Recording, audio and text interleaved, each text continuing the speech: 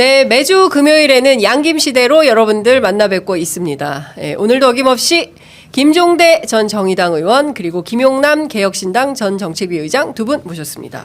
자, 어서 앉으시고요. 빨리 앉으시기 바랍니다. 예, 카메라가 못 넘어가고 있어요. 예, 신장식원 일찍 가셔가지고 저희가 바로 넘어갑니다. 예, 그당 바쁘지. 예, 자, 두 분 어서 오십시오. 네, 네, 안녕하세요. 반갑습니다. 자, 일단 그 어제 대국민 담화 저희가 제 목이 아프도록 얘기하고 있는데 아마 다른 방송에서도 목이 아프게 말씀을 하셨을 거예요. 사실 이거 뭐 더 얘기할 것도 없어요. 팩트도 너무 많이 틀리고 사실 이걸 누가 써줬을까 싶기도 해요. 본인이 썼을까? 딱 아니, 수준이 네. 그렇죠. 뭐. 아니 어제 얘기하는 거 보니까 왜 고시를 구수를 했는지 알겠더라고. 왜 구수냐? 네. 왜냐하면 이른바 의원님 저 사실을 하셨기 때문에 네, 아니, 아셔요. 저기 네. 어떻게 한 번에 붙었어요? 아, 의원님이 소년급제 하셨잖아요. 아니 그러니까 굉장히 명석한 분입니다. 야, 또 여기서 차별화가 이렇게 되네. 이 소년급제와 구수. 예. 아이, 예. 내가 못 살아. 아니 어제 담화에서 얘기한 이른바 통치행위 이론이라는 게 있잖아요. 네. 대통령의 고도의 정치적 어떤 행위에 대해서는 사법심사의 대상이 안 된다. 이게 이른바 통치행위론인데 네. 그거는요 1980년대 후반에 이미 폐기된 얘기예요. 그러니까. 그게 유신 때나 50 때는 그런 주장을 하는 사람들이 일부 있었는데 네. 그건 이미 35년도 훨씬 지났지. 네. 그때 이미 그거 말도 안 된다 그래갖고 아예 그 이론은 없어진 거예요. 근데 그거를 지금 얘기하더라고 보니까. 그때 공부하고 그러니까. 여태 공부 안 하고 있는 거 아니야? 그때 공부한 거 가지고 여태 검찰총장 하고 아니, 그러니까 대통령 하고 이런 거 있는 거 아니에요? 그 79학번이잖아요. 그렇죠. 예. 그러니까 유신 때하고 50 때의 책에서 얼핏 본 거를 아직 그거밖에 모르는 것 같아요. 아니 그러니까 모의 재판 해가지고 전두환 사형 집행하고 자기 뭐 어디 백담사로 도망가 원래 있었다. 그건 사실 확인이 안 되니까 뭐 그래? 그 모르지. 주장을 하고 일방적인 있어요. 주장이지. 그러니까 어제 그 얘기하는 거 보니까 야, 진짜 구수해서 그나마 붙은 게 다행이다. 붙은 게 다행이다. 아니 그런 생각이 들더라고요. 떨어질 수 있었다. 계속 예. 떨어졌겠지. 만약에 그쪽에 네. 헌법에 그쪽 문제가 출제됐다 그러면 꽈락이죠, 꽈락. 다 틀렸다. 예. 근데 나는 박근혜 때하고 지금하고 이래 담화를 보면서 내가 참 느끼는 건 뭐냐면 우리는 사람들이 한국 대통령을 제왕적 대통령이라고 합니다. 사실 헌법에 있는 대통령 권한보다 더 큽니다. 뭐 산하기관 인사도 다 주무르고 대통령이 못하는 게 없어요. 네. 그 저 많은 권력을 어떻게 일인한테 집중하냐 이렇게들 이야기를 많이 하시는데 막상 본인은 그걸로도 부족하다고 네. 항상 느끼는 것 같더라고. 이 대통령 이 정도 권력 갖고는 안 돼. 그러면서 무한 그 욕망, 어떤 권력에 대한 이래 가지고 이제 계엄까지도 거의 사문화된 권한이거든요, 사실은. 네. 이건 안보 사태가 아니면 사문화되는 건데 이런 걸 일상적으로 쓸 수도 있다는 사고는 지금 권력 갖고도 안 되고 난 더 많은 권력을 원하는 무한 그 저 식탐 같은 이런 어떤 그 극단성을 많이 느끼는데 네. 아 이게 우리하고 이 권력을 바라보는 눈이 정반대구나. 그런 점에서 참 뭐 옛날에도 이런 어떤 걸 갖다 구태의연한 이론이라고 하지만 그게 뭐냐면은 이 권력에 대한 환타지 일종의 어떤 그 너무나 많은 나는 그 권력을 저기 원하고 요구한다는 자기 선언이에요. 네. 일종의 그런 면에서 참 많이 타락했구나 하는 생각도 들어요. 오늘 뭐 언론에서 삼중독을 네네. 얘기했더라고요. 중앙일보. 그러니까 네. 권력 중독, 유튜브 중독, 알코올 중독. 뭐 그렇죠. 딱 그거예요. 적절한 지적 같아요. 네. 거기에 신장식 의원 2개 추가했어요. 뭐요? 마누라 중독, 그다음에 하나 못 까먹었다. 5가지 중독이다. 5대 중독이다. 이제 이런 얘기를 했는데 저 사실 김종대 의원님 기다리고 있었어요. 왜요? 왜 기다렸냐? 오늘 아침 그 뉴스공장에서 김어준 공장장이 무슨 얘기를 했냐면 12시에 뭐 얘기한다 그러는데 이제 뭐 1시간 정도 남았습니다. 우리 다 죽을 뻔했다. 전체가 다 죽을 뻔했다. 그리고 이것은 생각하는 최악의 수준보다 더 끔찍한 상황을 그러니까 계엄 이후에 그러니까 플랜 B, C 뭐 이런 거를 준비하고 있었는데 하여간 우리 다 죽을 뻔했다. 알고 계시죠? 그러니까 뭐냐하면은 그 저기 국회 그 707 특임 부대가 들어가지 않았습니까? 네. 가볍게 국회는 제압하고 원래 이거는 실패할 변수가 아니에요. 네. 오히려 그 이후에 더 집중하고 있었어요. 그게 제가 이후에? 그 제가 민들레 쓴 칼럼 내용이 그거예요. 네. 왜 7공수 13공수가 들어가야 됐을까? 그리고 경찰 병력도 추가 5천 명 중원하려고 그랬거든요. 네. 그리고 저기 경찰을 5천 명? 5천 명. 그러니까 그건 당일날 원래 계엄 상황에서 하려다 실패한 거예요. 예. 그 서울 경찰청장이 이제 다른 관할지에서 배속받기로 한 기동대.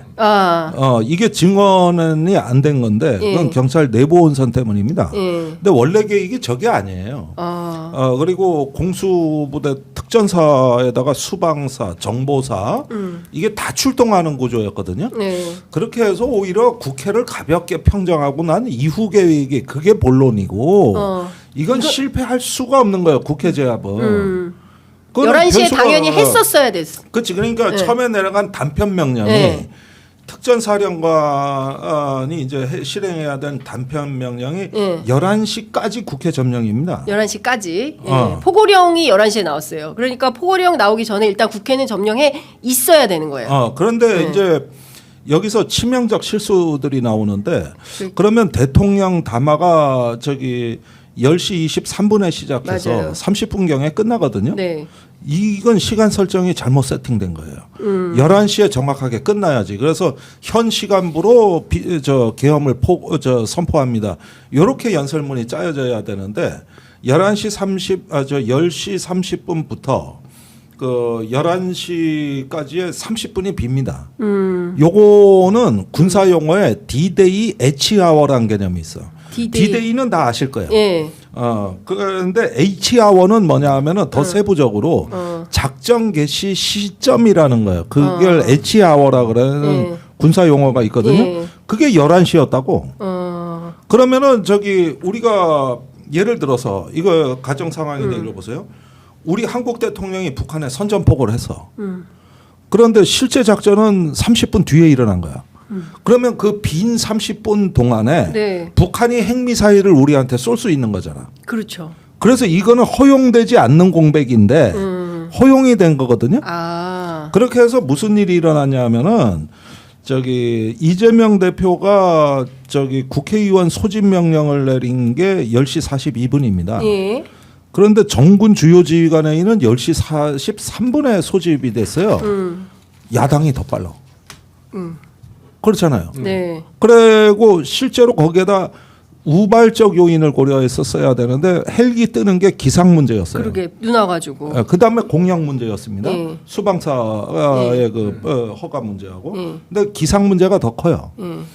이게 48분을 또 늦춰. 그러면 이걸 앞에 30분하고 합쳐봐. 얼마가 늦어진 거야? 30분 플러스 48분이니까 저기 물경 1시간 18분이라는 얘기예요. 그러니까 78분이 이게 공백 시간이에요. 그러면은 H-hour 개념이 무너진 거지. H-hour 개념을 이해를 못한 거예요.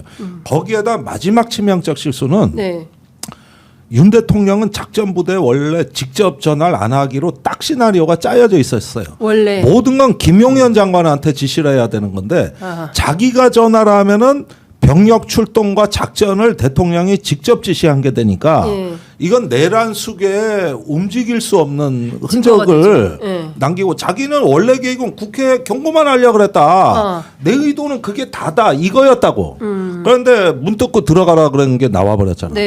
이거는 절대 해서 안 되는 행동이에요. 그래서 이게 겹쳐가지고 H-hour가 무너지는 바람에 그랬는데 김어준은 조금 뭐냐면은 제가 알기로 지금까지 김민석, 박선원 의원 등이 왜 계속 계엄을 경고했잖아요. 그 라인이 어딜까 궁금하지 않으세요? 그러니까 어디예요? 누가 이거를 알려준 거예요? 파이프가 있죠. 민주당에. 국정원입니다. 이거 단독이다. 아니 그러니까 그쪽 라인이라고만 할게. 더 이상 구체적으로 얘기 못해요. 국정원에서 이 정보가 나왔다. 저기 실수한 게 윤 대통령이 저기 홍장원? 아니 집권 초에 국정원 1급 이상 뭐 또 4급 이상해서 너무 많이 자른 거야. 맞아요. 많이 잘랐어요. 날렸죠. 맞아요. 엄청 날렸어요. 너무 많이 자른 거야. 이게 예. 야당의 전 정권 인사들이라고 해서 막 다 잘라 그랬죠. 야당의 풍부한 정보 자산이 돼 버려. 아, 이렇게 윤석열이 야당이 다 잘라내서 이렇게 야당의 정보 인프라가 풍부한 적이 없어. 그쪽 사람들이에요. 네. 그래가지고 예. 저기 정보 활동이 아. 그래서 뭐 매딘위원회로 어떤 내가 더 구체적으로 얘기하면 안 돼요. 예. 이 짝이고 예. 내 정보 라인은 그쪽이 아니야. 그러니까 의원님은 또 어느 쪽이에요? 난 군 쪽이지. 군 쪽, 국방부. 그렇죠. 그러니까 지금 정보가 국정원, 국방부 이쪽에서 콸콸콸콸 정보가 나오고 있는 거예요? 요즘 너무 취재가 잘 돼. 난 이렇게 취재가 요 며칠 동안 잘 된 적이 없어. 네. 그래가지고 예. 제가 녹취 파일을 약간을 저기 방송에 넘겼어요. 그러니까 그래서 JTB. 지난주에 아니, 이제 취재 나갔는데 편의점에도 좀 넘겨주세요. 아니 그러니까 남았어. 네. 괜찮아. 남았어. 기다려. 그런데 그 방송이 네. 곽중근 사령관 마음을 돌려 세우는데 결정타가 된 거예요. 아. 그러니까 그 저기 뭐냐면은 곽중근 사령관의 모든 동향을 아는 사람한테 제보를 받은 거지. 네. 예, 그러니까 그 특전사란 네. 말이에요. 그러니까 그쪽에 실병이 기동하는 네. 이 작전의 운영 체제 쪽은 제가 좀 취재를 했고, 네. 그러나 계엄이 선포되고 이걸 기획하는 그룹에서 정보는 주로 민주당 쪽에서 많이 수집을 한 거예요. 그러다 보니까 나는 오로지 김용현만 깠다고 지금까지. 네. 갖다 고발까지 또 당한 거 아니야. 그래가지고 이제 기소돼서 재판하려고 내가 기소해달라 그런 건데 김용현이 사라졌어. 재판 열릴 때 되니까 없어. 구속됐어. 없어. 네. 그래서 이런 쪽으로 돼 있고 지금 질문이 김어준 아닙니까? 그렇습니다. 김어준 얘기를 해주세요. 그 김어준. 얘기는 뭐냐면은 이제 내가 그 김어준 총수 얘기를 다 사실이라고는 보증을 못해. 그러니까 김어준 또 어떤 총수가 얘기가- 무슨 얘기를 했냐면 이때까지 방송에서 할 수 없었던 많은 이야기가 있다. 그 윤 대통령은 미쳤다는 말로는 부족하다. 당장 격리하지 않으면 우리 모두가 위험하다. 한 대표가 꼭 봐야 된다. 이거 한동훈 대표 얘기하는 겁니다. 한동훈 대표가 꼭 보라. 한동훈 대표 얘기가 나온다. 제 편향에 대해서 공개적으로 밝혔기 때문에 청취자 여러분들이 판단할 것이다. 이렇게 밝혔습니다. 그러니까 보세요. 이걸 좀 사실 설명을 내가 최대한 짧게 해볼게. 아니 길게 하셔도 돼요. 이 내란에는 크게 보면 비밀 지휘소가 3군데 있었습니다. 내란의 비밀 지휘소가 세 곳이. 군데. 지금 이게 전혀 안 나오고 있거든요. 예. 우선 용산입니다. 예. 거기에 이제 저기 안보실하고 민정 수석실하고 네. 여기 가담자들이 있습니다. 이 사람들은 크게 보면은 이제 정무, 법무 이런 부분을 기획하는 그룹이라고 보시면 됩니다. 네. 그리고 그 하부 조직이 국정원과 방첩사입니다. 그리고 거기에 하부 조직이 정보사예요. 그런데 이제 그 정보사는 대북 첩보부대고 거기는 이제 요인 암살이라든가 어떤 그 특수 테러라든가 이걸 군사 용어로 분란전이라 그래. 이거는 우리 지역에서 하는 저기 전투가 아니라 적지에서 하는 거거든요. 그 적지에서 하는 거고 이걸 이제 가서 분란전을 한다 그러는 거거든요. 이 그룹까지 연결돼 있는 게 이게 두 번째 이제 기획 그룹이에요. 네. 그 중에 센터가 방첩사입니다. 여기서 이제 용산에 그 컨트롤 타워에서 준 걸 가지고 네. 체포조를 어떻게 하고 포고령을 어떻게 하고 이런 부분들을 갖다 실무하는 김용현의 지휘소가 이 방첩사가 되는 거거든요. 그런데 여기는 실병을 기동하는 문제가 아니라 이 계엄의 판을 짜는 데고 실병을 기동하면 예컨대 1공수는 몇 시에 들어가, 3공수는 몇 시에 들어가, 707 부대는 어디로 가. 그다음에 다음번에는 저기 전라도 7공수하고 충청도 13공수가 들어가야 되거든. 이거는 합참에 작전의 그 C4I 시스템을 장악 안 하면 불가능해. 그러니까 이게 제3지휘소야. 이게 제3지휘소인데 여기에 연결되는 인물이 장원팔 합참 차장이에요. 장원팔? 이 사람이 계엄사 부사령관으로 들어가는 거지. 그렇죠? 그래가지고 저기 합참하고 연결 라인이거든요. 그런데 이 합참의 이 운영 체제를 장악하지 않으면 네. 어디선가 이게 무너지게 돼 있습니다. 이 작전 명령의 혼선으로 모든 작전 명령은 합참 시스템을 통해 내려가야 돼. 예, 예. 이게 시스템이 돼 있다고 뭐 구두로잖아. 야 몇 시까지 가 어디까지 갔어. 이거는 진짜 아마추어 중에 아마추어야. 근데 대통령이 그 짓을 한 거야 실제로. 그러면 다른 지휘소가 있어야 돼. 그러면은 이 계엄 하나를 한다 할 때는 할 일이 엄청나게 많아요. 이게 이 그렇죠. 실무가 폭주한다고 폭주. 그래서 비밀 지휘 그룹이 세 군데가 있었는데 이게 국방이나 정보위나 법사위에서 전혀 안 드러나는 거예요. 네. 그러면 지금 그냥 눈에 보이는 그놈만 콕콕 찍어서 하는 거지. 실제 이 쿠데타의 진행 양상은 전혀 안 드러난 거고 반도 공개 안 됐어. 그렇겠죠. 그러면 의원님 지금 그러니까 이 김어준 씨는 공장장은 저기 그 기획그룹을 얘기하는 거예요. 기획그룹. 그쪽에서 정보를 받은 거죠. 예. 아니, 거기서 받은 거예요. 그러면 네. 합참 의장은 철저히 소외된 게 맞고 네. 의장 말고 차장은 관여가 돼 있다는 말씀이에요? 핵심이죠. 핵심이다. 아, 차장이 핵심이다. 그러면 이 뭐 장원팔이라는 사람의 신원은 지금 어떤 상태예요? 아무 조치를 취하지 않았어요. 지금 아무 내가 조치가 이게 없는 지난주에 거예요. 이게 긴급히 직무 해제해야 될 사람을 몇 사람 찍었다고. 예. 그중에 1, 2순위로 올라와 있던 사람이 장원팔이라고.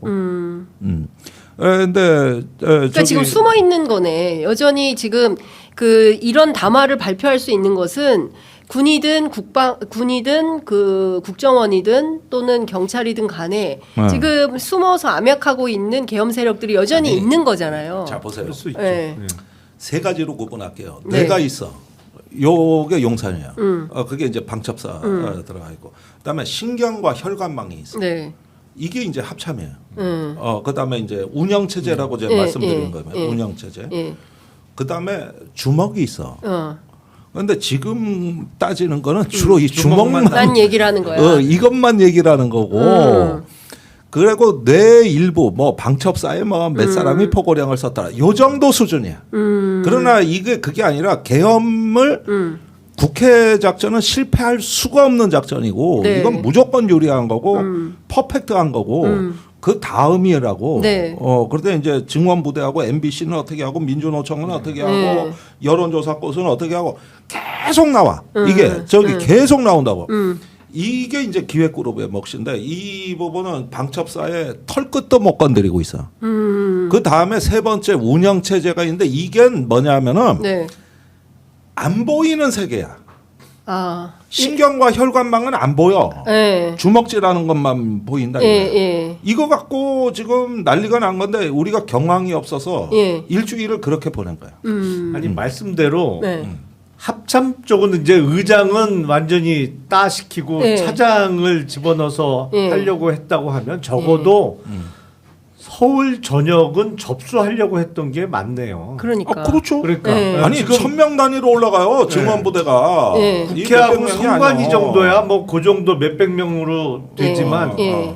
이제 합참이 사실은 합참 의장은 철저히 소외된 거로 지금까지는 확인이 되기 때문에 그 정도였나 했는데 그게 아니고 차장이 여기 연관돼서 뭐 군령권은 합참이 갖고 있는 거니까 예, 그리고 거기면 진짜 서울 전역에 웬만한 데는 다 접수하려고 했다고 봐야 되겠네요. 근데 제가 아니, 그러니까 네. 이게 지역 계엄이 아니라 전국 계엄이거든요. 네. 너무 규모를 크게 짰어요. 그러면은 저기 합참이 가동이 안 되면은 이제 지역 계엄사가 성립될 수가 없어요. 그러니까 이번에 양구군청 들어갔잖아요. 예. 그리고 뭐 23사 같은 데 보면 이상하거든. 예. 거의 동시에 움직이는데 막 전부대원 유서 쓰게 하고. 예. 왜 그런 거야? 계엄 준비 들어간 거예요. 준비를, 그러니까 예. 지역군 사령부를 준비한 거예요. 예. 그러면 이게 뭐냐면은 우리나라 이제 군단급 제대가 전국의 지역에 배치가 돼 있는데 거기가 지역 계엄사가 되는 거예요. 그러니까 계엄사가 되면 즉시 그 다음 포고령은 지역 계엄사인데 그걸 일선 부대 미리 준비하고 있었던 거지.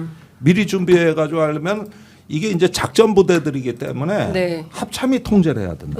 그러면은 그걸 계엄사 부사령관으로 해서 거기 작전 시스템을 장악하게 되는 거거든요. 근데 이 작전 기능을 빼고 맨날 방첩사가 어떻고 뭐가 어떻고 그러니까 이게 저기 뭐냐 그거는 이 계엄의 운영 체제를 빼놓고 얘기하는 거예요. 이 운영 체제라는 게 이건 계엄사 체계야. 네. 사령관, 부사령관, 지역 계엄사.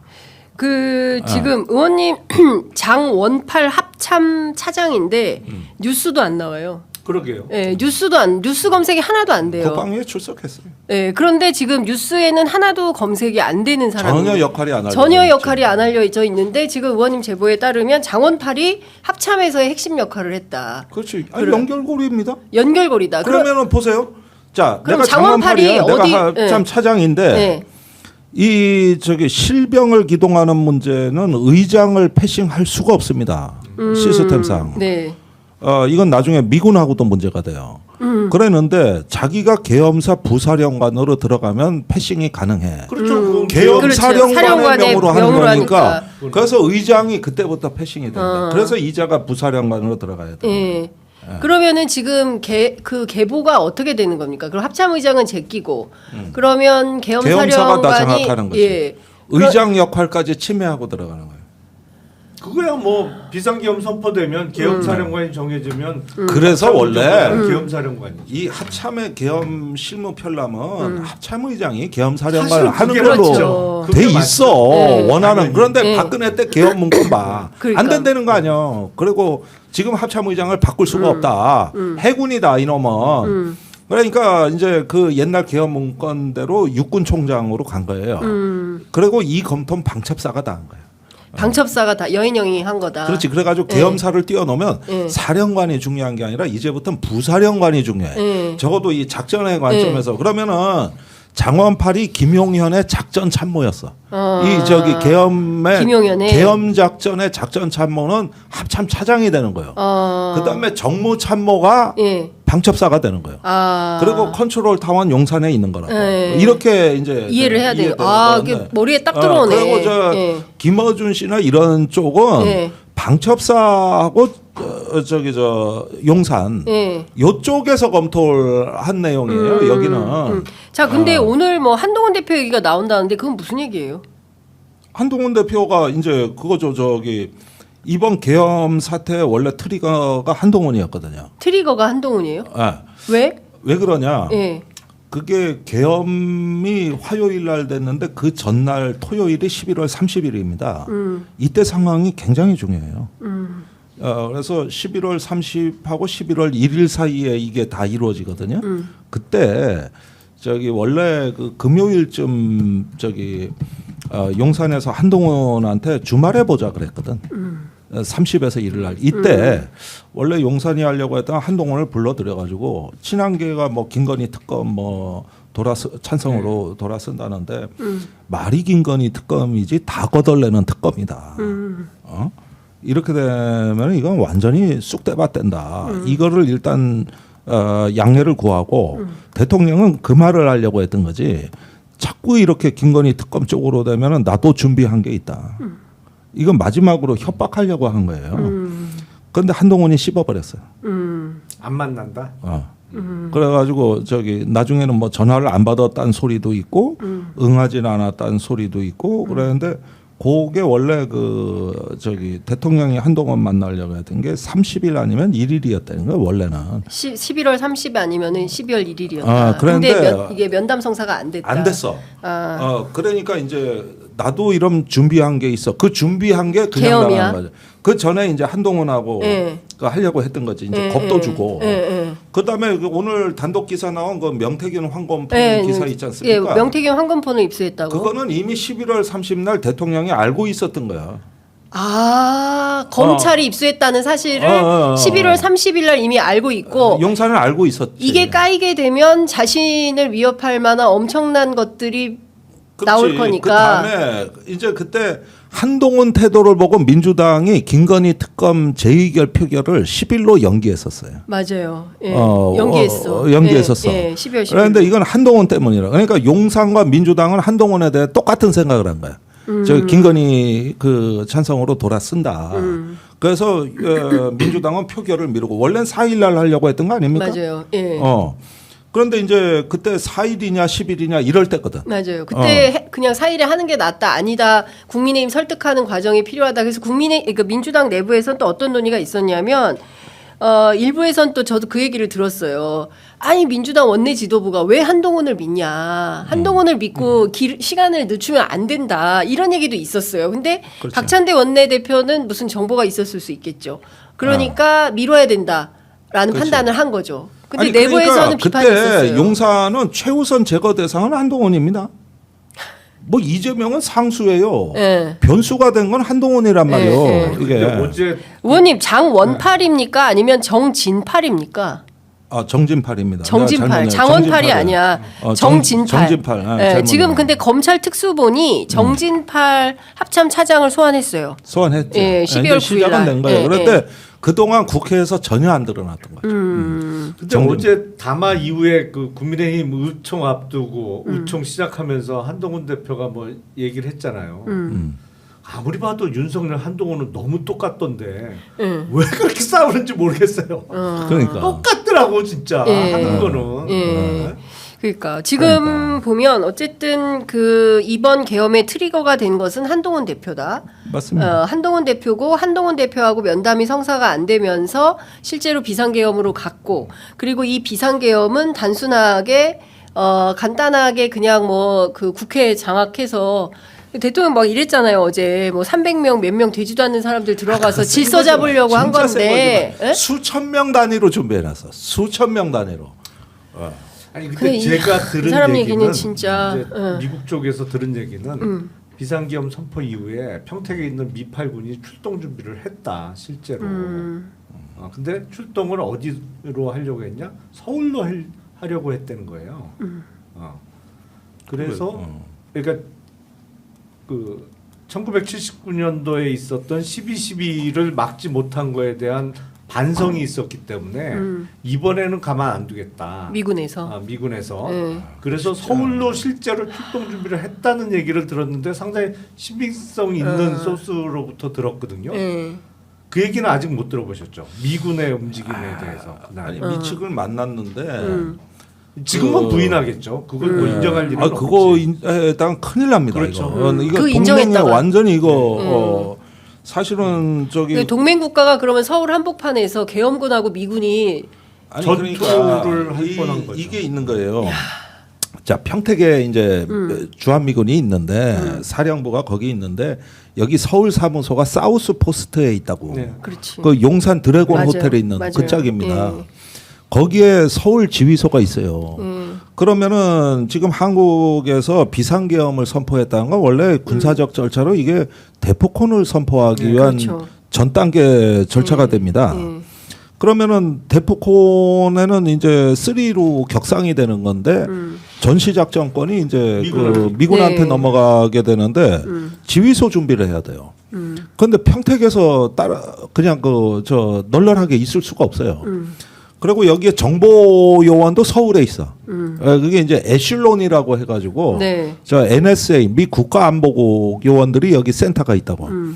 그런데 일단 미군은 대비를 어쩔 수 없이 해야 되는 거예요. 이게 쿠데타 진압이다 뭐다 하는 차원보다도 이건 군사적 절차라고 봐야 되는 거거든요.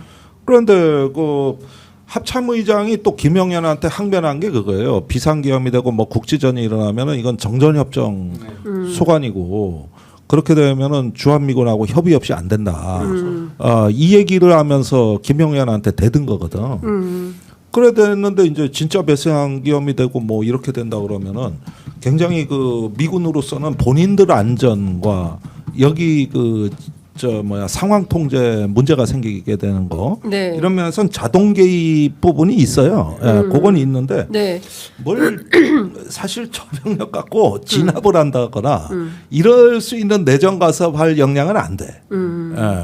그리고 지금 미국이 한국 정부에 엄중히 항의한 거는 비상계엄에 대해 사전 통보가 없었다는 거. 이거거든요. 그렇죠. 그런데 예. 이제 NSA나 다른 정보 라인으로는 알았을 수도 있죠. 예. 네. 자, 그러면 지금 어쨌든 이건 계엄과 계엄 이후의 상황이 점점 이게 어떻게 하려고 했었던 것인가에 대한 이제 종합이 좀 되고 있는 것인데, 앞서 이제 박선원 의원께서 설명해 주신 바에 따르면 지금도 국정원에서는 그 진보 유튜버들이 그 북한, 뭐 종북, 뭐 이런 근거를 좀 찾아내려고 계속 추적을 하고 있다. 그리고 나오면 뭐 어떻게 엮어서 뭘 하려고 한다. 그러니까 여전히 내란 상태, 계엄 상태는 유지가 되는 것이고, 그리고 그 기능은 중단된 게 아니다. 이제 이런 얘기를 하고 있는 거예요. 근데 그러면 이제 윤석열 대통령 어제 이제 이런 주장을 하고 아스팔트 보수여 모여라 이런 얘기를 하고 있는 것이고, 의회는 지금 친윤이 장악을 다시 하게 된 거고, 국힘은 예, 국힘은 그렇게 장악을 하게 된 것이고, 그리고 국정원이나 이제 예하 뭐 군이나 이런 데서 계속 그 안 보이는 곳에서 신경과 세포에 해당하는 사람들이 꾸준히 뭔가를 하고 있다면 이것은 2차 계엄, 3차 계엄으로 갈 가능성도 농후한 거 아닙니까? 의원님 어떻게 보세요? 아, 할 수 있으면 하겠죠. 무섭다. 어제 담화할 때 그 태도 보세요. 할 수 있으면 할 겁니다. 근데 과연 지금 가능하냐? 왜냐하면 그렇지. 제가 보기엔 더맨더머인데 하여튼 윤석열의 계엄에 있어서 최측근은 김용현이었잖아요. 네. 근데 김용현이 지금 구속되어 있잖아요. 예. 그러니까 최측근이 일단 날라갔어. 그리고 지금 나머지 뭐 박안수 육참 총장을 비롯해서 다 모르쇠로 바보 연기들을 하고 있잖아요. 네. 지금. 이 상황에서 과연 2차 계엄이 가능하겠느냐. 현실적인 어려움 때문에 못하고 있을 뿐이지 안 할 사람은 아니에요. 오늘 오전에 이제 세차하러 갔더니 세차장 아저씨도 창문 유리창 두들기더니 네. 내일 탄핵되는 거예요? 그러면서 저한테 물어보시던데 온 국민은 지금 불안하거든요. 맞습니다. 사실 제정신이 아니니까. 그런데 2차 계엄은 뭐 실질적으로는 현실적으로는 어려운 일로 보입니다만 저는 정말 군 면제받아서 총 한 방 안 쏴본 사람이 어디서 얼핏 보고 군사 쿠데타를 준비한 거잖아요. 네. 12.12하고 너무 복사판이에요. 그때 전두환 보안사령관이 중심이었잖아요. 네. 그리고 그렇지. 공수부대가 떴단 말이에요. 네. 이번에도 그러니까 보안사가 이름 바뀐 게 방첩사니까. 예. 그렇지. 그렇잖아요. 보안사, 기무사, 방첩사로 이름 예. 바뀐 거니까 방첩사하고 특전사의 공수부대가 중심이었던 거잖아요. 제일 먼저 출동을 했고 네. 그리고 12.12 때는 전방 구사단이 동원이 됐는데 지금 23사단에서 뭐 장병들한테 유서 미리 써놓으라고 한 거로 봐서 전방 사단도 동원을 하려고 했던 것으로 보이고 그러니까 그 얼핏 뭐 본 거 갖고 준비를 한 것 같아요. 12.12하고 완전히 겹치는 부분이 너무 많은데 아니 근데 이거를 탄핵을 반대하는 사람들은 도대체 국힘 의원들은 제정신이에요. 저는 아니 윤석열이라는 개인은 이른바 여러 중독 상태, 뭐 권력 중독, 유튜브 중독, 알코올 중독, 뭐 거기다 무속 중독 뭐 몇 가지. 무속 중독, 무속. 아. 무속 아까 중독, 마누라 다섯 중독. 번째가. 네, 무속이었어. 예. 한 사람은 그렇다고 쳐. 근데 어떻게 집단적으로 제정신이 아니냐고. 저는 여기서 이 상황에서 제일 이해가 안 되는 거는 국민의힘 소속 국회의원하고 플러스 한동훈 대표예요. 아니 무슨 당대표가 저렇게 왔다 갔다 해. 그리고 어쨌든 형식적으로 탄핵 반대를 당론으로 정했으면 당론 변경을 위한 절차가 있는 건데 기본적으로 한동훈 대표는 어떤 민주주의에 대한 기본적 소양이 없더라고. 어제 보니까. 일방적으로 자기가 의총 시작하면서 나가서 내란이다. 아니 담화를 보니 내란죄를 자백하는 거다. 아니 그걸 담화를 봐야 알아요. 그러니까. 거기다가 이제 탄핵 찬성이다. 아니 당론을 당대표 말 한마디로 바꿔요. 그 기본적으로 절차에 대한 존중도 없고 자기 말 한마디면 된다라고 생각하는 거는 네. 윤석열 한동훈 커플이 똑같더라고요. 그러니까 어제가. 그러니까요. 근데 지금 어쨌든 한동훈 대표가 그래도 좀 제정신을 차려줘야 그나마 34명에 해당하는 김태호 의원을 지지한 사람들이라도 탄핵 가결표로 해줘야 어쨌든 일단 직무정지는 시킬 수 있는 상황이 되는 거다. 일단 내일까지는 공격을 좀 삼가할까요? 일단 내일까지는 그러니까. 좀 넘어야 되는 거 아닌가 싶고 한동훈 관련돼서 무슨 얘기가 나올지 저는 너무 궁금하다. 김어준 총수가 오늘 국회 과방위 출석해서 한동훈 대표에 대한 작전이 도대체가 어떤 거였는지 뭐 그런 건 일단 아니겠죠. 예상되는 설마 거는 HID 부대가 김정은 참수 부대니까 별 생각을 다 하게 되네. 아니 물론 거기가 원래 임무가 암살이에요. 암살. 네. 그러니까 그 후방에 가서 그걸 군사 용어로 분란전이라고 하는 건데 네. 그 요인 암살 테러 부대입니다. 거기가 원래 그래요. 그런데 이번 경우에는 이제 그렇게 극단적인 조치냐 하는 네. 것보다도 예비적인 계획으로 해놨던 것 같고 여차하면 체포까지는 실행될 걸 또 이건 충분히 네. 봤던 것 같고 예. 그 비원 벙커는 한 번 들어가면은 거기는 누구도 접근도 안 될 뿐만 아니라 문이 작은 거 2개밖에 없다고. 한번 끌려가면 동쪽하고 서쪽인데 네. 거기에 소형 찝차 정도 들어갈 크기거든. 예. 그래서 약간의 화물이 예. 들어가는 게 그게 이제 서쪽이고 동쪽 문은 쪽문이에요. 작은 지하 도시에 해당한다고. 지하 도시죠. 네. 예. 그런데 여기는 한 번 들어가면 못 나와. 네? 그게 뭐냐 하면은 의원님들 가실 뻔한 안내해주지 거 아니에요? 않으면 아니 저는 의원님 가실 뻔했는데. 저는 합참 근무할 때 들어갔었죠. 예. 아니 그 안에서도 길을 잃어버릴 수 있다고. 그러니까 이게 한동훈 같은 사람이 거기 들어가 가지고면은 길을 못 찾아요. 이건 완전 봉쇄되는 거거든요. 그래가지고 거기 어디 식당 같은 데를 굴금 시설로 바꾸지 않겠어요? 네. 그래가지고 가둬버리겠지. 일단 거꾸로 매달아 놓고 시작했겠죠. 아이고야 무섭습니다. 그 작은 방도 많아요. 네. 그런데 딱 가다 버리면 취조실 같은 게 있겠지. 아니 예. 만들면 돼요. 거기는 방이 그렇죠. 워낙 많아요. 시설 그럼 지하로 예. 지하로 그냥 웬만한 건물 큰 건물 하나가 지하에 들어가 있다고 생각하시면 돼요. 건물이 지하에 몇 층 건물이요? 그게 한 아니 꽤 길어요. 그러니까. 한 5층? 최소 5층. 그러니까 5층짜리 지하로. 꽤 큰 건물, 큰 건물이 한 지하에 들어가 있다고 보시면 돼요.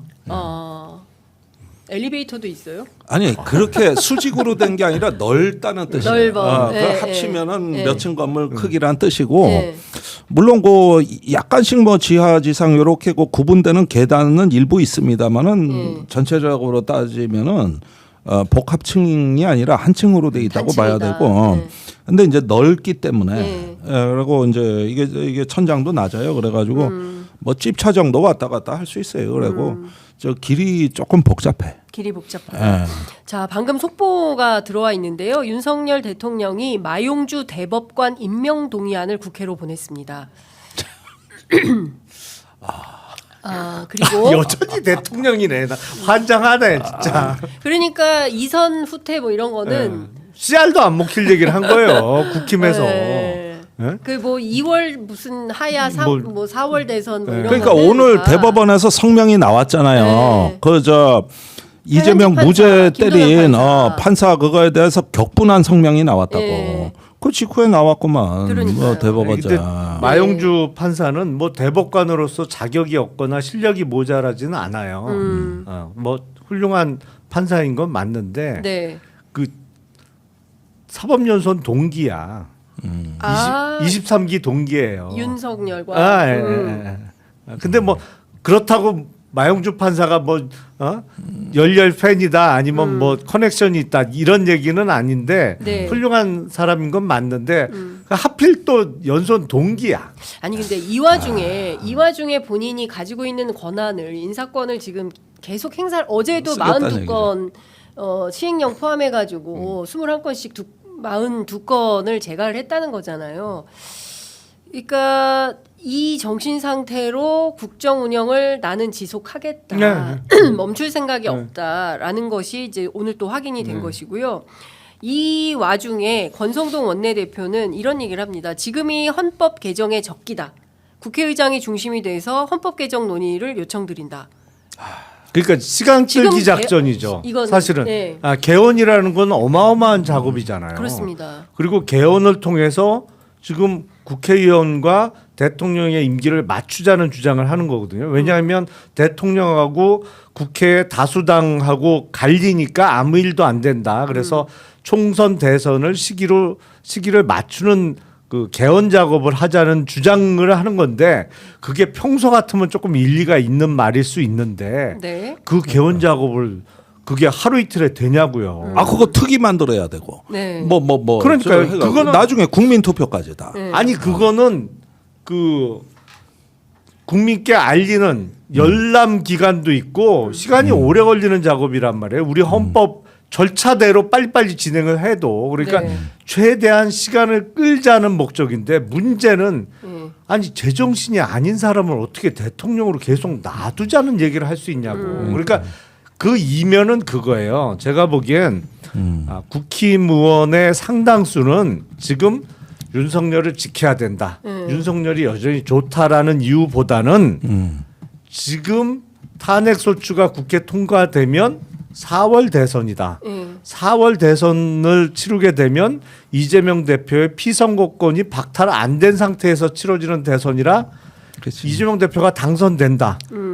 그러면 우리 큰일 난다. 네. 그러니까 그거는 막자. 이 목적으로 이제 이런저런 뭐 질서 있는 퇴진 아니면 개헌 작업을 개헌을 추진하자 이런 얘기를 하고 있는데 네. 되냐고요. 그게 CR도 안 먹히죠. 근데 아, 저는- CR도 안 먹힐 것 같습니다. 예. 근데 지금 그러니까 하여튼 이런 식으로 시간 끌기 작전에 돌입을 했고 그리고 본인 스스로도 그 하야보다는 탄핵이 낫겠다라고 하고 헌재에서 다투겠다. 그래서 얼마든지 돌아올 수 있다. 그러니까 본인의 이제 징계 소송, 행정법원에서의 징계 소송에서 살아 돌아온 케이스라든가 뭐 이런 것들을 좀 생각하면서 부릴 수 있는 법 기술은 다 부려보겠다. 근데 진짜 우리 역사에 남을 대통령으로 될 것 같아요. 이렇게 질기게 아니 철면피 아닙니까? 이렇게 국민들을 아니 엄동설안에 이승만도 4.19 일어나니까 국민이 갔어. 원한다면 내가 네, 물러나겠다 물러난다. 그랬고 네. 또 저기 박근혜도 사실은 2016년에 내 임기는 국회에서 알아서 하라 그러면서 거국 내각이나 뭐 하고 이제 본인이 얘기했다 개헌도 얘기했다가 안 되니까 일단은 다 수용을 했고 네. 그게 국민들이 피를 안 흘렸던 또 하나의 배경이고 네. 근데 이자의 지금 이 윤석열의 행태를 보면 기어이 국민들 피를 보고야 말겠다는 어제 선동하는 거 보세요. 그러니까. 그러니까 이건 시민들끼리 맞붙어 싸우라는 얘기고 기어이 피를 보고서야 말겠다는 심사 같습니다. 네.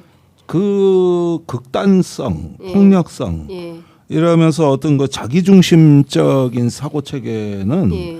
이거는 저기 이미 예. 저 어떤 이런 정신 세계, 사고 체계, 문제 해결 방식 이런 거 보면은 이젠 극단적 수준으로 가서 못 빠져나와요. 도저히 이게 쿨다운이 안 돼. 그래요. 권력에 대한 무한 어떤 그 욕망까지 해가지고 지금 이런 식으로 하면은 아직도 내가 보기엔 법 기술적으로는 쓸 수 있는 자원이 남아 있는 것 같습니다. 근데 지금, 이게 저기 그 사실은 검거하는 것도 골치 아플 것 같아요. 그러니까. 아직까지 경호처에 100일단이 남아 있거든. 예. 무력이 있는. 예. 응? 이런 조직도 헷갈릴 거라고 지금. 아니 그러니까 대통령 권한대행이 정해지면 권한대행의 지시로 경호 풀으라고 명령을 해야죠. 네. 경호 풀고 예. 아마 내일 탄핵소추가 통과된과 동시에 직무는 정지되는 거잖아요. 바로 그 순간 정리가 되는 거죠. 그렇죠. 예. 아 그런데 이번 경우에는 예. 조금 혼란스러운 게 문제는 한동훈 그럼 권한대행이 과연 제대로 하느냐에 대해 한덕수. 한덕수 아니, 진짜 미쳐가지고. 미쳐내가 한동훈 권한대행인 척했죠. 지난주 예, 일요일 그걸 날. 하긴 예, 했죠. 예. 근데 이 한덕수가 네. 지금 피해자 내가 신분이에요. 보기엔 피해자 신분이에요. 애매한 게 네. 자꾸 그 내란에 대해서 어떤 얘기하기를 꺼려하면서 민생 얘기만 하려 그래. 네. 책임 안 지려는 전형적인 태도입니다. 그리고 12월 4일 날 대통령을 찾아갔잖아요. 한동훈하고 같이. 네. 그때도 아무 일도 안 했어. 내가 보기엔 그 뒤로 저기 뭐냐 자기가 내각을 통할하잖아. 그러면 국방부 같은데 저기 뭐냐 빨리빨리 후속 조치를 했었어야 되는데 그때도 사흘간 아무 조치를 안 해가지고 내가 알기로는 10수, 90수 쪽에 증거 자료도 그 부대 일지가 다 사라진 게 그때요. 그때 군사 경찰이 와서 다 수거해가고 저기 뭐야 이러는 동안에 아무 조치도 안 했어. 그래갖고 부대 일지가 사라지면. 네. 그다음에 그 저기 단편 명령 내려온 이런 게 사라지면은 진상 규명이 무지한히 어려워져. 네. 우리가 5.18의 광주 진상 규명이 어려웠던 게 공수부대가 광주에 갔을 때 그때 부대 일지만 없어. 그게 지금까지도 우리가 어려움을 겪고 있는 거예요. 네네네. 그리고 말 맞추기를 했어. 또 사흘 동안. 이게 치명적이라는 거예요. 네. 그런데 이 한덕수 총리를 보면은 이런 유해부터 해서 수습할 수 있는 무수한 조치 중에 지금까지 한 게 아무것도 없거든.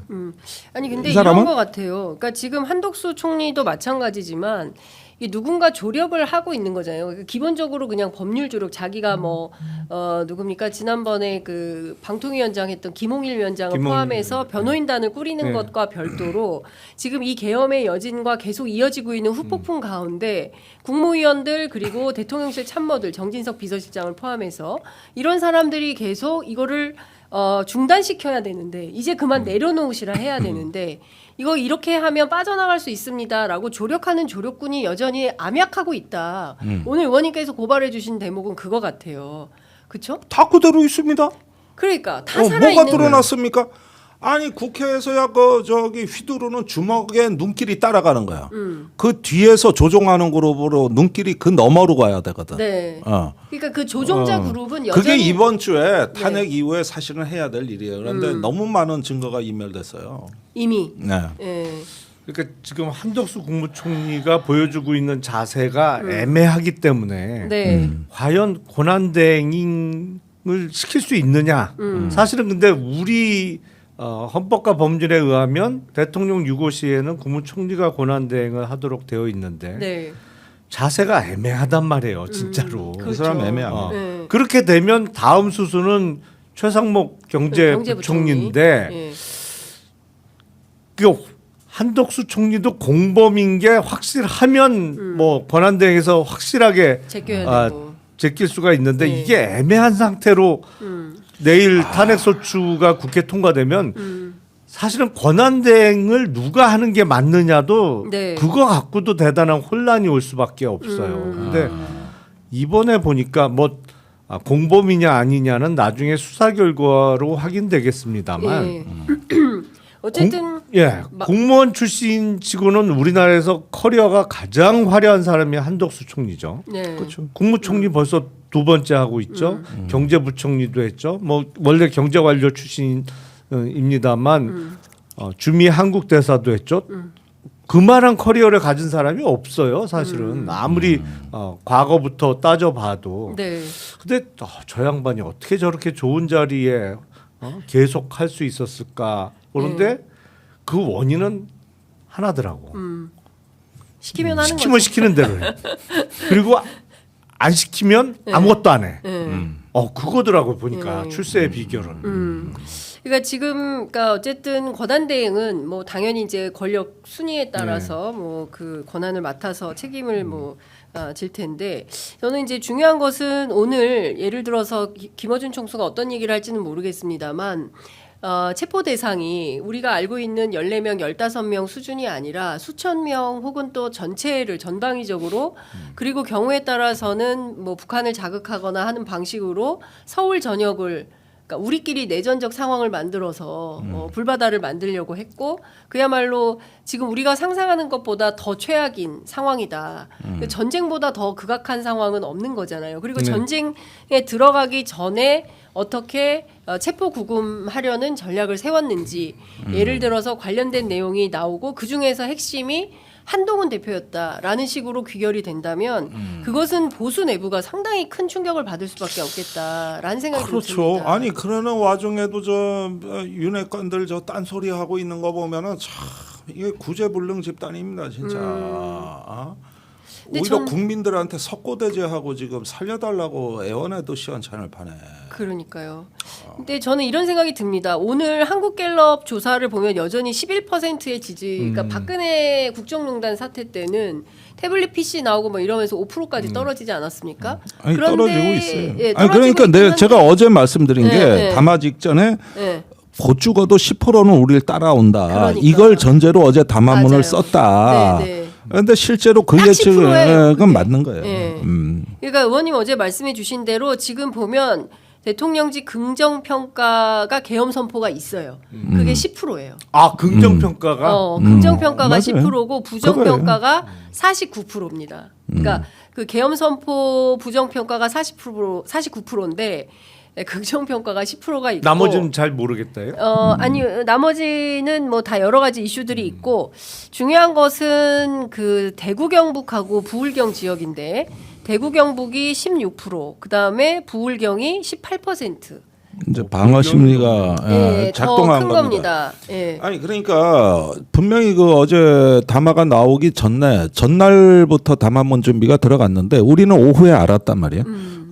담화문이 이런 식으로 나간다는 거. 그랬는데 그때 그 10%의 국민들 우리를 구출하러 올 거다. 저기 이 계엄 찬성 그 태극기 부대가 우리를 구출하러 올 거다.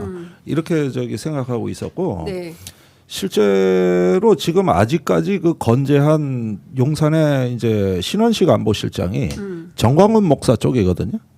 거기가 같이 김용현하고 집회도 같이 문자자 했고, 문자 같이 했잖아요. 그런데 의원님 그 이번에 작전에 투입된 그 박선원 의원이 그 얘기를 하시던데 이게 지금 그 국내에 김용현 라인과 신원식 라인이 있다. 그런데 그 저 박안수나 이런 사람은 김용현 라인이고 그리고 그 누굽니까 저 양심 선언한 곽중군 사령관은 신원식 라인이다. 그래서 양심 선언을 했다. 이런 얘기를 하던데. 원래 신원식 이것도 중요한 팩트인데 예. 그 쿠데타 일어나기 전주에 신원식을 사임시키려고 그랬어요.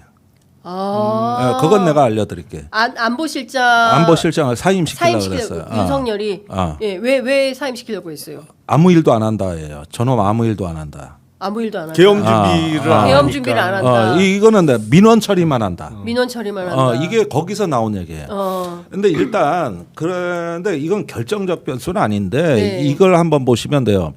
우리가 그 서울의 봄 영화에서 보면 행주대교 장면이 나와. 맞아요. 예. 그 행주대교가 34단 관할이에요. 그런데 그때 12 당시에 34단장이 두 개의 상반된 지시를 받은 거예요. 하나는 봉쇄하라고 하나는 터줘라요. 네. 그랬는데 이게 오두 명령을 따라야 되냐고. 그러니까 이거 사람 환장할 노릇 아닙니까? 그래서 어떻게 했느냐. 바리케이트를 쳐. 그 철제로 돼 있는. 근데 비스듬히 쳐. 그러면 반이 뚫려.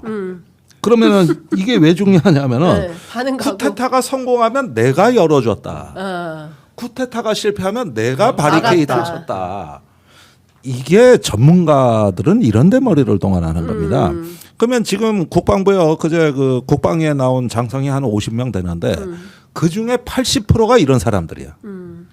그리고 끝까지 나는 명령이니까 하고 잘했어 이렇게 얘기하는 캐릭터가 소수가 있는데 그게 여인형이에요. 여인형. 예. 그 다음에 당당하게 지금 지가 했다고 나서고 있잖아요. 그 말을 안 하는 비밀 그룹이 재산 그룹이요. 그럼 나머지 중간지대는 그 34단장이에요. 그 사람이 훗날 전두환 때 그 공로로 3스타로 진급해. 그래서 평생 잘 먹고 잘 살아. 하지만 이 사람은 쿠데타가 실패해도 남을 사람이야. 기회주의자. 그렇지. 그러면 이제 신원식 사람이 있고 김용현 사람이 있다 그러는데 예. 걸친 사람들이 수가 너무 많어. 이런 사람들이야 주로. 네. 대부분이. 그러니까 내가 평생 군대 생활하면서 그 싸운 전문성이 어디로 가겠습니까? 다 이런 거 소시적부터 갈아보고 하는 것부터 해가지고 다 숙달이 된 사람들입니다. 그 사람들 프로 군인들이에요. 아니 그러니까 신원식 그 안보실장이 해임될 위기에 있다는 걸 본인도 알았을 거 아닙니까? 네. 그러니까 이게 정보가 나왔을 거 아닙니까? 아니 네. 그걸 잘 설명을 저기 해주세요. 네. 둘을 자르려고 그랬는데 2명. 정진석 신원식이에요. 정진석과 신원식을 자르려고 했다. 두 놈은 아무 일도 안 한다. 대통령 이제 그러니까 이제 상당히 그 그러니까 계엄의- 광기가 이제 밑에까지 간 거야. 이게. 그러니까 계엄에 불충하고 있다. 신원식과 뭐꼭 계엄이라고 하다 저놈들 아무 일도 안 하는 놈들이야. 그래서 안보실이 초기에 패싱이 돼. 그러다가 계엄 상황이 벌어지니까 한 시쯤에 이제 합참 지통실로 대통령이 가는데 네. 이때 이 차장하고 국방비서관이 수행을 해. 어. 여기는 거기까지 간 거예요. 계엄 해제되기 전에 같이 수행을 한 거예요. 그런데 여기는 이제 연락 역할을 했던 거 같고 민정수석실이 수상해. 그런데 안보실장은 찍혔어. 일 안 하는 게 찍혔어. 예. 그래서 약간 그러면 제꼈어. 계엄 전에 두 사람을 자르고 그럼 누구를 안보실장으로 하려고 했던 거예요?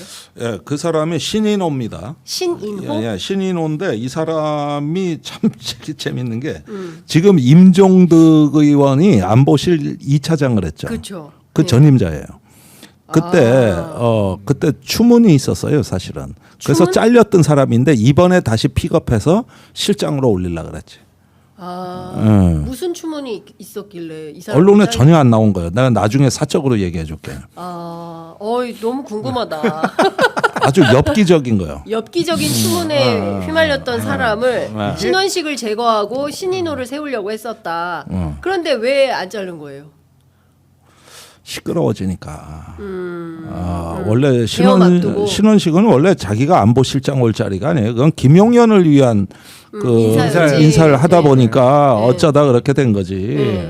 그건 아니에요. 그러니까 요 얘기는 내가 다음 시간에 저 풀스토리로. 풀스토리로. 예, 그러니까 아니, 이게 계엄 후속편. 국방 안보가 이슈가 되니까 도저히 김종대 의원님을 따라갈 수가 없네 제가. 아니 그러니까 존경합니다. 군 정보통이 다 대준다니까 내가 네. 방송 출연하느라고 제보를 너무 많이 놓친 거야. 사실 시간을 갖고 있어야 되는데 네. 이 방송 출연하느라고 네. 놓친 거지. 그러니까. 그래서 그러다가 아침에 제보하기로 해서 그렇게 알고 방송 다 끝나고 저녁에 전화하면 그 사이에 변심을 하는 거야.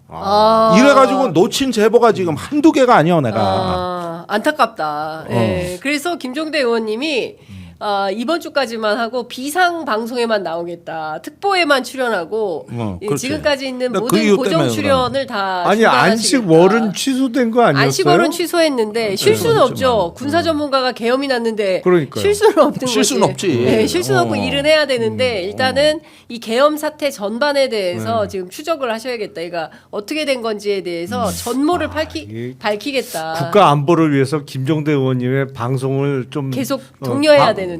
아니죠 줄여야 돼? 줄여야 돼. 제보를 다 받기 위해서 네. 그렇지. 당분간 방송 출연 금지를 해야겠네. 그런 면도 있죠. 그런 면도 있죠. 그러니까요. 어라 매불쇼에도 안 나오십니까? 이런 그 아니, 걱정 그거는 어린. 출연료가 좀 많아서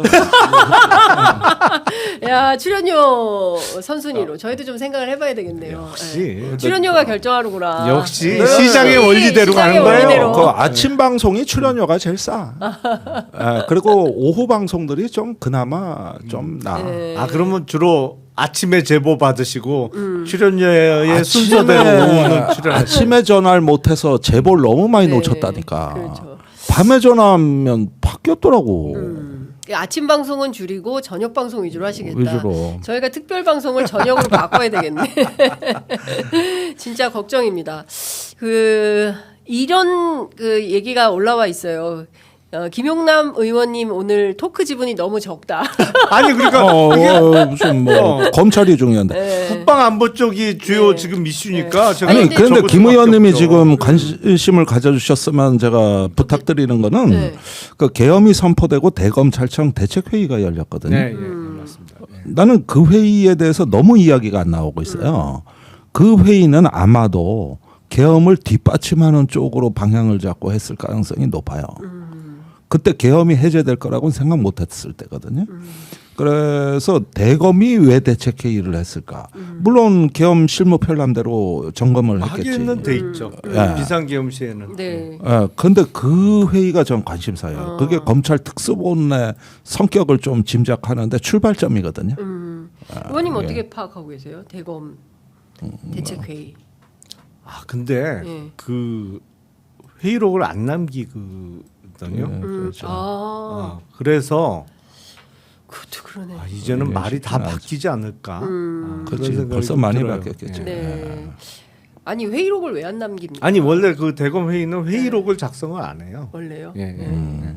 근데 지금 상황을 놓고 보면 대검 같은 경우에 지금 그 김용현 신병은 확보를 해두고 네. 수사권이 없지만 어쨌든 직권남용 혐의로 해가지고 수사 계속 하고 있는 거잖아요. 나중에 이제 법원행정처장이 이거 법원 재판 과정에서 문제가 될 수 있다, 공소기각될 수 있다. 이럼에도 불구하고 검찰이 계속 이 끈을 잡고 있는 건 왜 그렇다고 해석을 해야 됩니까? 일단은 뭐랄까요? 제일 중요하고 큰 사건이잖아요. 이런 중요한 사건 수사에서 검찰이 완전히 빠져버리면 지금 수사권 조정 이후에 안 그래도 수사권의 범위나 아니면 아예 지휘권 자체가 없어진 상황인데 옛날에는 이제 형사소송법상이나 검찰청법에 의해서 검사가 수사의 주재자로서 사법경찰관에 대한 지휘권을 갖고 있었죠.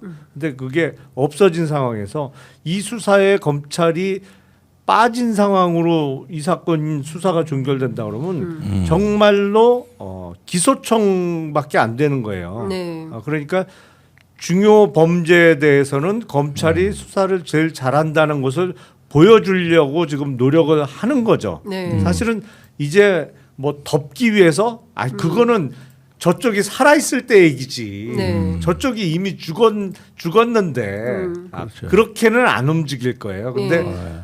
본인들의 어떤 수사 영역을 지키기 위해서 지금 한다고 보이는데 네. 근데 어쨌든 이제 상설특검법 뭐 그리고 일반 특검법까지 네. 통과가 됐잖아요. 네. 그래서 대통령 권한대행에 의해서 특검의 임명 절차가 진행되면 네. 특검 수사로 다 넘겨줘야 되는 거죠. 사실은 지금 공수처, 경찰, 검찰이 하고 있는 수사 자료나 뭐 기록 자체가 다 특검으로 넘어가야 되는 상황이거든요. 네. 근데 다만 김용현에 대한 기소 일자가 네. 구속 만기가 있으니까요. 예. 상설특검이나 일반 특검이 정식으로 출범하기까지 시간이 걸리기 때문에 그 전에 구속 만기가 돌아오면 기소할 수밖에 없거든요. 만기 전에는 기소를 해야 되니까. 근데 네. 법원에서 공소권 부분에 대한 판단을 어떻게 할지 잘 모르겠어요. 네. 그러니까 그게 제일 중요한 포인트인 것 같습니다. 이제 그걸 가지고 반격의 기회를 삼을 수가 네. 있겠죠. 그걸 오히려 지금 짜고 있는 거 아닌가 검찰이 그걸 좀 도와주고 있는 거 아닌가 이제 이런 해석이나 뭐 이런 것도 가능하지 않을까라는 생각이 좀 듭니다. 그 중요한 포인트는 앞서 말씀하신 대로 의원님, 그러니까 일단 너무 국민들께서 두려움과 공포 속에 있기 때문에 일단 현직에서 내려오게 직무정지를 시키고 그리고 난 다음에 이제 그 체포 그 다음에 뭐 구속 그리고 수사 이 수순으로 이제 가야 되는 것이고 근데 김건희 여사의 문제가 또 남아 있어요. 네. 김건희 특검법. 근데 이 와중에 시간만 허락이 된다면 거부권도 행사할 걸로 보여요. 어떻게 보세요, 의원님? 김건희 여사의 아니 할 수만 있으면 하겠죠. 근데 네. 내일 탄핵 직무정지가 소추가 돼버리면. 돼서 직무 정지가 되면 못 하는 거죠. 하고 싶어도 못 하는 상태가 되는 거죠. 그렇습니다. 그러면 둘이 이런 거- 같이 조사받으러 가야 되겠네요. 그렇죠. 네. 네. 네. 아니 사실은 이게 이 계엄의 원인이었거든요. 김건희 특검법이. 네. 그러니까 이 부분이 이제 나오게 되면은 저는 탄핵 이후에요 이 쏟아질 정보의 양이 어마어마할 것 같아요. 지금까지는 아무것도 아니에요. 명태균 쏟아져, 김건희 쏟아져, 거기에다가 이제 입 다물고 있던 군인들 다 말하고 났을 거라고. 지금 아까 내가 얘기한 게 그 34단장 같은 군인들이 있다. 그놈들 전부 입 다물고 있다고. 그런데 이 사람들이 이제 국군 통수권자가 사라지니까 다 떠들어 이제는. 그때 그 나올 팩트들이나 이거 보면은 뭐 신문 방송할 거 없이 그냥 범람해. 범람할 수밖에 없다. 사실은 비상계엄 사태 이후에 가장 이득을 본 사람들은 명태균 관련자들이죠. 그렇죠. 다 살아났잖아요. 지금 다 살아나서 이제 그동안 침묵하다가 지금 막 방송 출연하고 신났단 말이에요. 최근에. 맞아요. 근데 그거 다 바뀌어요. 이게 잊혀지면 안 된단 말이에요. 당장 내일 탄핵 소추되면 아마 뭐 바로 검찰이든 경찰이든 공수처든 당장 체포하겠다고 서로 경쟁적으로 들어갈 거예요. 들어가겠다고 지금 할 텐데 다음 주에는 아마 구속 상태에 있지 않을까 싶은데 윤석열은 구속된 상태에 있고 네. 워낙 어마어마한 사건이 터졌기 때문에 그동안 문제 제기됐던 게 지금은 현재 묻혀 있는데 글쎄요 이제 급한 일 처리하고 나면 이게 묻히면 안 되잖아요 사실은. 네, 그렇죠. 예, 아니 저는 이게 중요한 묻히진 예, 않습니다. 묻히진 않을 묻히진 거예요. 않는데 이런 양상이 벌어진 거죠. 우리가 내용은 모르지만 명태균 씨에 이제 관련돼 있는 걸로 확인되는 국회의원이나 정치인들이 전부 살려달라고 이제 그 저 탄핵 이후에 뭐 5만 군데 로비가 들어올 겁니다. 이제 지들 살려고. 왜냐하면은 이게 판도라의 상자 같은 거라서 그렇죠. 그리고 왜 김건희 특검 명태균 황금폰을 용산이 그렇게 두려워했을까? 그 내용이 한번 까지면은 뭐 이건 다들 거덜난다는 뭔가가 있는 거거든 뭔가가.